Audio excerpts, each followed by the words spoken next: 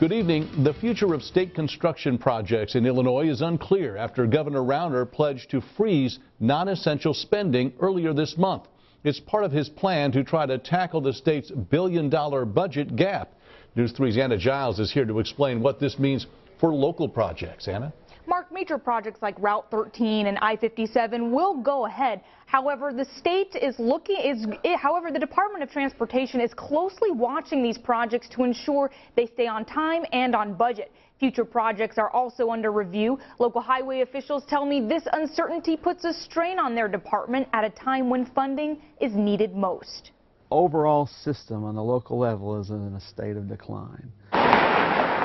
While it may look like construction projects are booming in southern Illinois, the funding for them is not. Rural Illinois and rural America are really struggling to keep their infrastructure in place.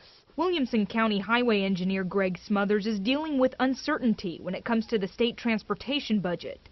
We live and die to some degree on the programs that they administer. Current state construction projects are under financial review, and federal funding runs out in May unless Congress takes action. This funding is ultimately expected to come through, but experts argue major changes needed to keep the state highway fund sustainable. They don't have enough money. There are a lot of debates that are occurring about raising the gasoline tax. Political scientist David Yepsen says this increase probably won't happen, but bottom line, less funding impacts drivers. Fewer projects, not as much maintenance as needs to be done. We're doing less and less every year. Much of local infrastructure funding comes from a state gas tax. Smothers says although more southern Illinois drivers are using the roads, the region only gets about 20% of this money. The rest stays up north. Increasing that number to 40% could mean better paved roads and safer bridges for drivers. That's where the rubber meets the road. You know, we should get the money for the systems that we have to maintain. Now, President Obama is proposing new funding for construction. Could this help locally, Anna?